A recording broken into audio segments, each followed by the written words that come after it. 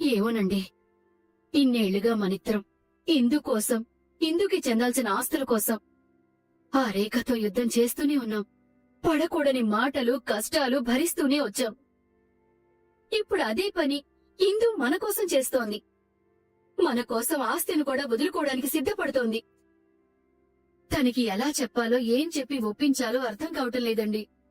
ఇందు తెలివైందే కాని మన విషయానికి వచ్చేసరికి బలహీన పడిపోతుంది. మనం తన బలం అవ్వాలి కాని బలహీనత కాకూడదు కదండి. తను ఏ నిర్ణయం తీసుకోవడం లేదు, నేను చెప్పినా వినడం లేదు. నీకు గుర్తుందో లేదో, ఒకప్పుడు కావ్య కూడా అచ్చం ఇలాగే ఉండేది. ఒకసారి ఏదైనా నిర్ణయం తీసుకుంటే ఇక మనం ఎంత చెప్పినా వినేది కాదు. అప్పుడు తననే ఒప్పించలేకపోయాం. ఇప్పుడు తన కూతుర్ని మాత్రం ఎలా ఒప్పించగలం? మనం ఒప్పించలేం, కాని వాళ్ళమ్మ ఒప్పించగలదు కదా. ఏం మాట్లాడుతున్నావు అపర్ణ? కావ్య ఒప్పించడమేంటి? తన ప్రాణాలతో లేదు కదా. తను లేకపోవచ్చు, తన జ్ఞాపకం ఉంది కదా. ఒక్క నిమిషం. ఇది మీకు గుర్తుందా?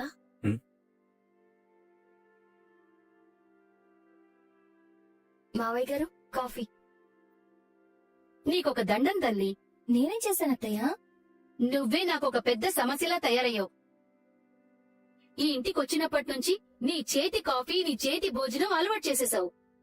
ఇప్పుడు నేను నా చేత్తో ఏం చేసినా అది మీ మావయ్య గారికి నచ్చట్లేదు. ఈ రోజు నిద్ర పట్టట్లేదని ఉదయమే లేచి కూర్చున్నారు. అప్పట్నుంచి కాఫీ కావాలి అంటున్నారు. నేను పెడతానంటే వద్దు అంటున్నారు.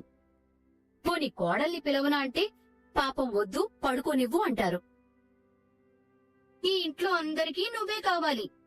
ఇలా పోతే అందరూ నన్ను మర్చిపోయేలా ఉన్నారు. అంత జెలసీ ఫీల్ అయ్యే బదులు అమ్మాయి ఎలా చేస్తుందో చూసి నేర్చుకోవచ్చు కదా పన్న. అంతేలేండి. ముందొచ్చిన చెవుల కంటే వెనకొచ్చిన కొమ్ములే వాడి అన్నట్టు ఇప్పుడు మీకు కోడలే ఎక్కువైపోయిందా? అవును, నా కోడలే నాకెక్కువ. అయితే ఏంటి? వదినా, వదినా, మీకొక సర్ప్రైజ్. సరిపోయింది. నువ్వు కూడా మీ వదిన పాటే పాడుతున్నావా? చెప్పాను కదా, ఈ ఇంట్లో అందరికీ కావ్యే కావాలి. అబ్బా, నువ్వు ఉండు పెద్దమ్మా. ఈ గిఫ్ట్ ఎంత స్పెషలో తెలుసా?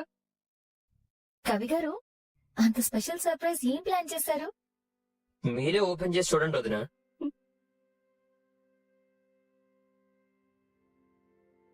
కవి గారు, ఎవరిదో బయోగ్రఫీలా ఉంది, మీరే రాశారా? లా ఉండడం కాదు వదినా, బయోగ్రఫీయే. నా చేతులతో నేనే రాశాను. అవునా? ఎవరా గొప్ప వ్యక్తి? ఇంకెవరు, మీరే వదినా. కావాలంటే ఓపెన్ చేసి చూడండి. ఇటు తిప్పు. ఒరే కళ్యాణ్, నువ్వు కావ్య జీవితాన్ని పుస్తకంగా రాసావా? అవును పెద్దమ్మా. ఏంటి కవి గారు ఇదంతా?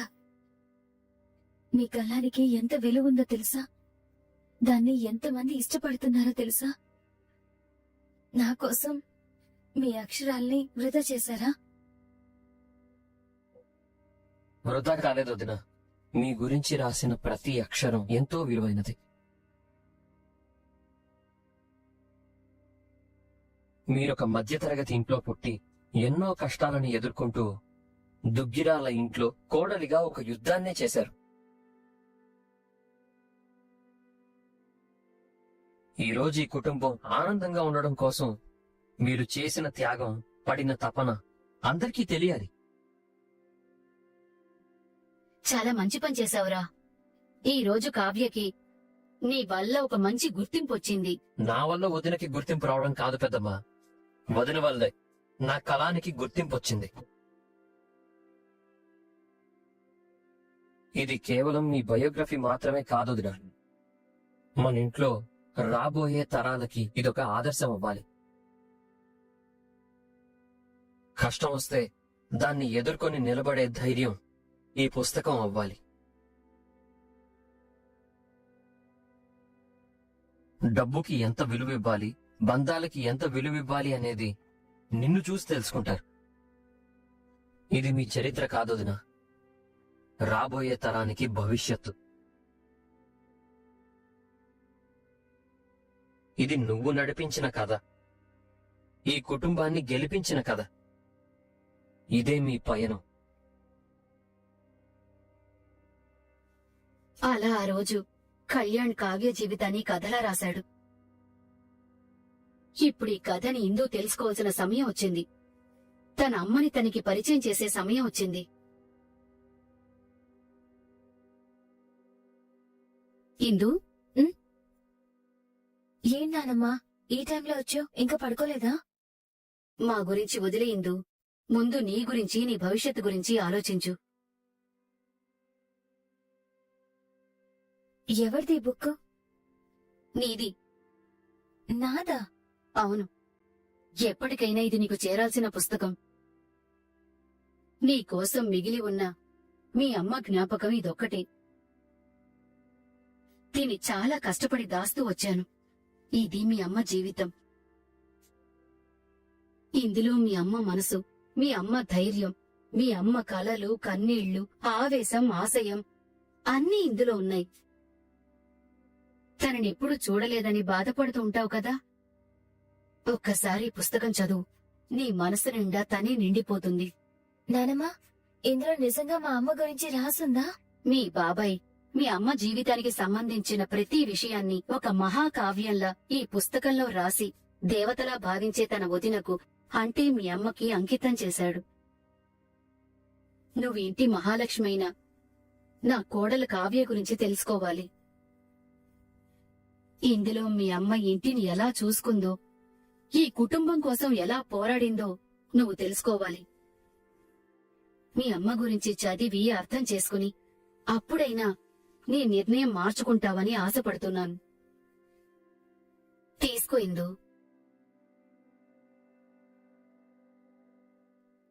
నువ్వు ఏదైతే సాధించాలనుకున్నావో,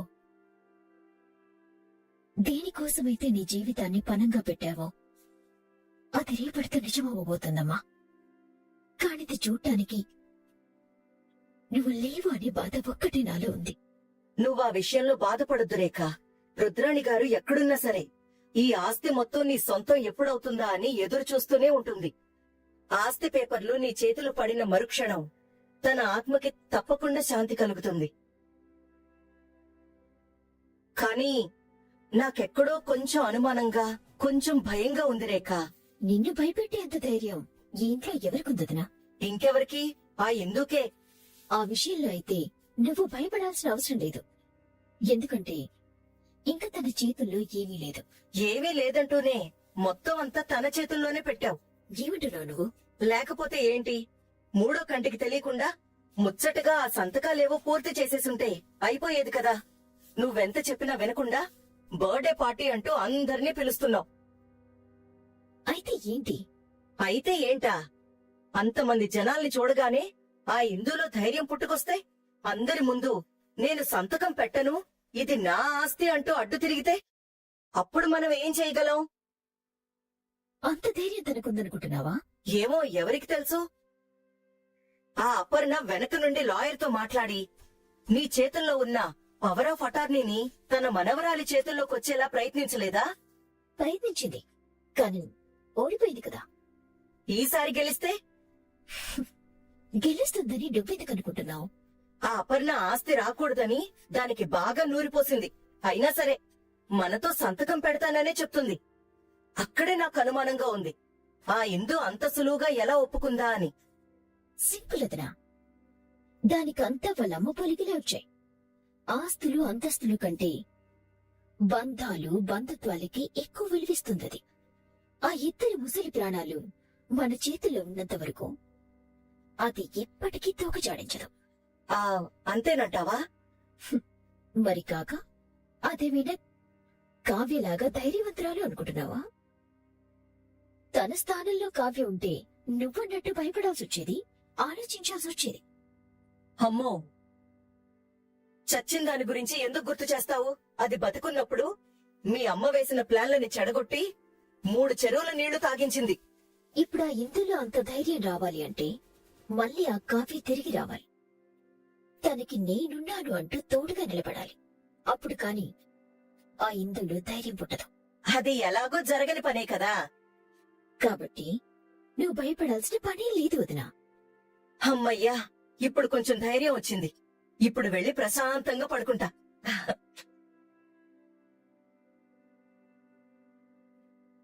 ఈ కథలో కథానాయకుని కాదు నేను. జీవితంతో పోరాడుతూ ముందుకు నడిచే ఒక సాధారణ మధ్యతరగతి అమ్మాయిని మాత్రమే.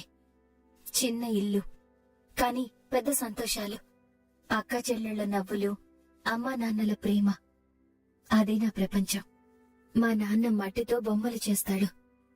ఆ బొమ్మలకి వేసే రంగుల్లోనే నా కలల రంగులు వెతికేదాన్ని నేను. కన్నీళ్లొచ్చినా, కష్టాలు ఎదురైనా వెనక్కి తగ్గకుండా నిలబడ్డం, ఓడిపోకుండా మళ్లీ మొదలు పెట్టడం నాన్నే నాకు నేర్పించారు. ఒక బొమ్మ రాత్రంతా కష్టపడి చేసినా చిన్న తప్పుతో పాడైపోతే మళ్లీ మొదట్నుంచి తయారు చేసే ఓపికలో జీవితం అనే అర్థం దాగుందని అప్పుడే తెలుసుకున్నా. అలా గడుస్తున్న నా జీవితంలో పెళ్లి అనే ఒక ఘట్టం నన్ను పూర్తిగా మార్చేసింది. మా అక్క ఇష్టపడిన అబ్బాయితో నేనే పెళ్లి మండపంలో కూర్చోవలసిన పరిస్థితి వచ్చింది. ఇష్టం లేని ఇద్దరి మధ్య బ్రహ్మ ముడిపడింది. ఆయనకది మోసం, నాకది బాధ్యత. ఆయన నా మెడలో వేసింది కేవలం తాళి మాత్రమే కాదు, ఒక కొత్త జీవితానికి పునాది. అయితే ఆ ఇంటి గడపలో అడుగు పెట్టిన నిమిషం నుంచి ప్రతి అడుగు అవమానమే. నువ్వు మా ఇంటి అమ్మాయివి కావు అన్న చూపులు, నువ్వు పరాయిదానివి అన్న మాటలు వినిపించేవి. కాని ఆ క్షణంలోనే నేను నిర్ణయించుకున్నాను, ఇది నా ఇల్లు, వీళ్ళందరూ నా వాళ్ళు. నా మెడలో తాళి కట్టిన భర్తతోనే నా జీవితమని. అందుకే వెనక్కి తగ్గలేదు. మాటలతో కాదు, మౌనంగానే పోరాడాను. అవమానాలు భరించాను, కన్నీళ్లు దాచుకున్నాను. ఒకరోజు నా భర్తే నన్ను గుమ్మం దగ్గర నిలబెట్టాడు. నువ్వక్కర్లేదు, వెళ్ళిపో అన్నాడు. ఆ క్షణం నా కళ్ల ముందున్నది రెండే దారులు. వీళ్ళని వదిలేసి పుట్టింటికి వెళ్ళిపోవడం, లేదా వీళ్లతోనే పోరాడి ఇదే ఇంట్లో ఉండడం. నేను రెండో దారి ఎంచుకున్నాను. మొండిగా నిలబడ్డాను. చివరికి మళ్లీ నా కాపురాన్ని మొదలుపెట్టాను. చివరికి ఆ దేవుడే కరుణించాడు. అందరి మనసులు గెలుచుకున్నాను. నేను లేకపోతే ఆ ఇల్లే లేదు అన్నట్టుగా అందరూ నన్ను ప్రేమించారు. కాని సంతోషం ఎక్కువైతే ఆ విధికి అసూయ పుడుతుందేమో. మళ్ళీ కొత్త సమస్యలు మొదలయ్యాయి. ఆస్తి గొడవలు, విడిపోవాలన్న మాటలు. అప్పుడు మా తాతయ్య సీతారామయ్య గారి మాట నా గుండెల్లో నాటుకుపోయింది. ఆస్తి కాదు, మనుషులే ముఖ్యం. కష్టం వచ్చినప్పుడు తోడుగా నిలిచేది డబ్బు కాదు, మనిషి. ఆ మాటతోనే నేను నిర్ణయం తీసుకున్నాను, దుగ్గిరాల కుటుంబం ఎప్పటికీ ఒక్కటిగా ఉండాలి అని. కాని అదే సమయంలో ఆ బాధ్యత మొత్తం నా భుజాలపై పడింది. ఆస్తి మొత్తం నా పేరు మీద తాతయ్య గారు రాసేశారు.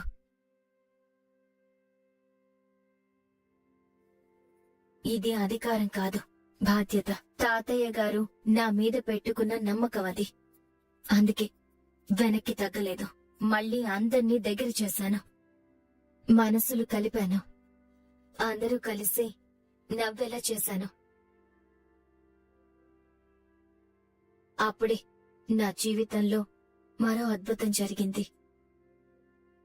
నువ్వు నా కడుపులోకొచ్చావు. ఆ రోజు నుంచి మీ నాన్న ప్రేమ వర్షంలా కురిసింది. ఆ ప్రేమలో నేను తడిసి ముద్దయ్యాను. కాని అదే సమయంలో విధి మరో పరీక్ష పెట్టింది. ఇద్దరిలో ఒక్కరే బ్రతుకుతారు అని డాక్టర్లు చెప్పారు. ఆ క్షణం నేను ఒక్కటే నిర్ణయం తీసుకున్నాను. నా ప్రాణం పోయినా పర్లేదు, నా బిడ్డ బ్రతకాలి. నా మీద ప్రేమతో ఇంట్లో అందరూ అడ్డుకున్నారు, కాని నేను ఆగలేదు. నీకోసం అందరితో యుద్ధం చేశాను. చివరికి ఆ దేవుడు కరుణించాడు. నువ్వు సురక్షితంగా పుట్టావు.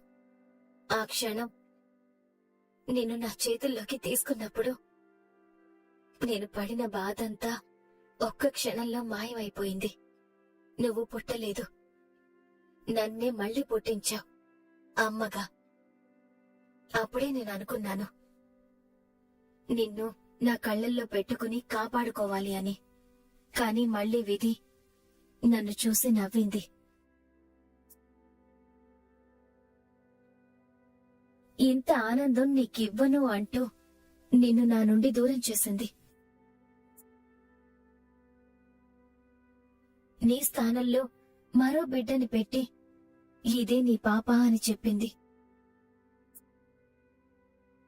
నేను ఒప్పుకోలేదు. నా కూతురు నాకే కావాలి అని మళ్ళీ పోరాడాను. పిచ్చిదాన్లా రోడ్ల మీద తిరిగాను నీకోసం. నాకు నిజంగానే పిచ్చి పట్టింది అనుకున్నారు అందరూ. చివరికి నీ ఆచూకీ దొరికింది. ఒక పెద్ద ఇంట్లో నవ్వుతూ నాకు దూరంగా అందనంత ఎత్తులో ఉన్నావు.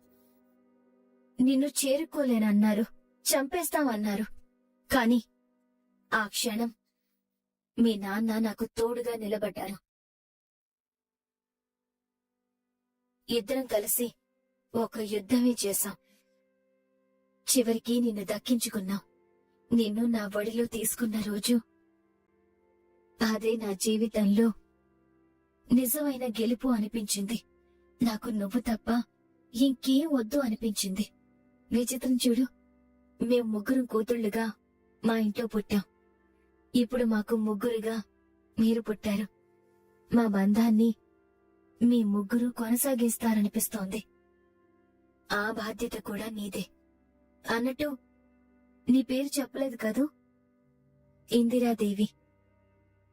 నీకు నచ్చకపోవచ్చు, నన్ను తిట్టుకోవచ్చు, కాని అది మా అమ్మమ్మ పేరు. మా గతానికి గుర్తు మా అమ్మమ్మ, మా భవిష్యత్తుకి గుర్తు నువ్వు. అందుకే 2 తరాల్ని కలిపే వారధిగా ఆ పేరు నీకు పెట్టాము. రేపు నీ నామకరణం. అందరం కలిసి అటు నుండి శ్రీశైలానికి వెళ్లి ఆ దేవుడి ఆశీర్వాదం మీ ముగ్గురికి అందేలా చెయ్యాలనుకుంటున్నాం.